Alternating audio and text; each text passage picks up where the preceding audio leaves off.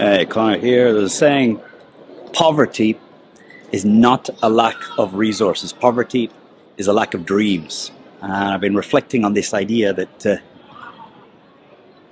when you stop dreaming, when you have no more dreams to aim for, this is the end. And I often say to people, an entrepreneur is someone whose dreams are bigger than their resources.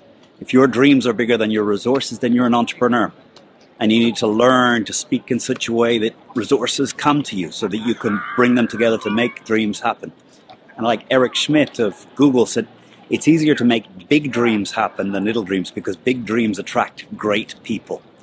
And yeah, clearly there's cases where you're so much poverty, there's so little resources that all you're doing is trying to survive. And there's places in the world where just survival is the aim. But here where we are in Europe, in the US, most of the time survival is not our challenge. There's a saying that when an animal is hungry, an animal has one problem. When a human being is hungry, a human being has one problem. When an animal is not hungry, an animal has no problems. When a human being is not hungry, a human being has infinite problems, millions of problems. We overwhelm ourselves with the problems in our head. And Nassim Taleb, the author of Anti-Fragile, he said, the problem with the world today is you need little obstacles because they keep you fit, they keep you healthy.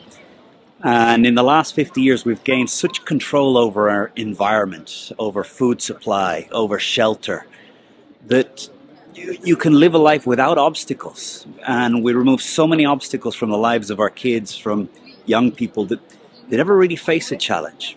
And so for many, the whole way through school is not overcoming real obstacles. And I think here, to be happy is not the removal of obstacles. Removing what makes you unhappy doesn't make you happy. It just takes away the source of your unhappiness. Needing to follow for dreams, chase after dreams, is what we need as human beings in order to have the feeling of fulfillment. I think Edward Ponset, a philosopher here in Catalonia, often said that it's the search, it's the búsqueda, it's looking to create, it's looking to make a dream happen that gives us a sense of fulfillment. It's that search. It's when you're on the journey. When you actually arrive at achieving the dream, you lose very often all the things that made it so enriching, so fulfilling to move towards the dream.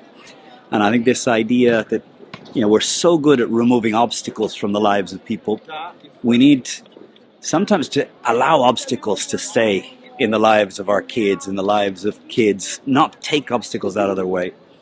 But I think we need mentors, we need people who help us dream again.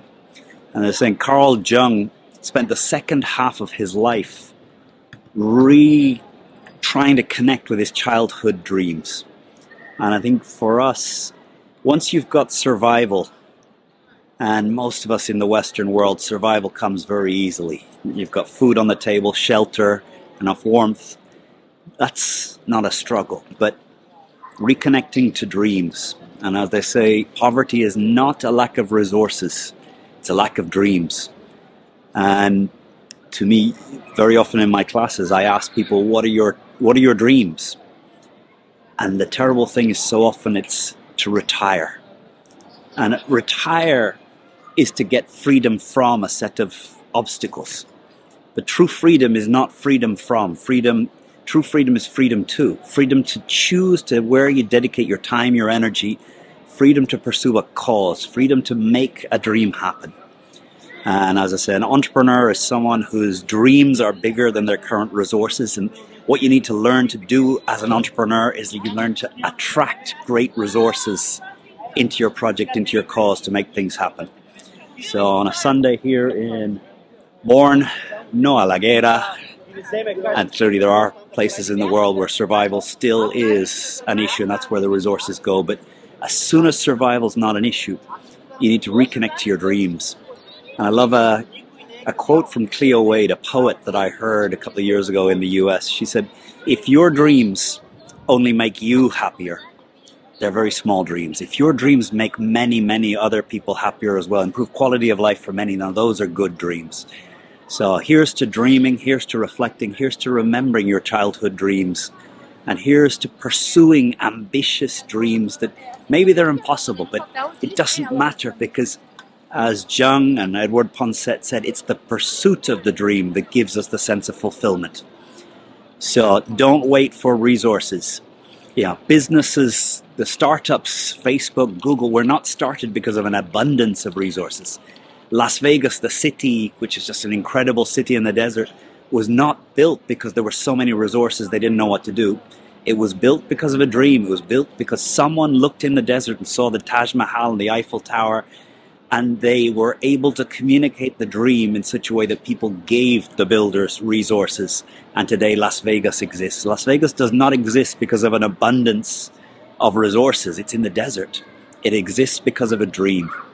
And so many of the businesses that make our lives today did not get created because there were too many resources. They got created because of a dream, often in a scarcity of resources.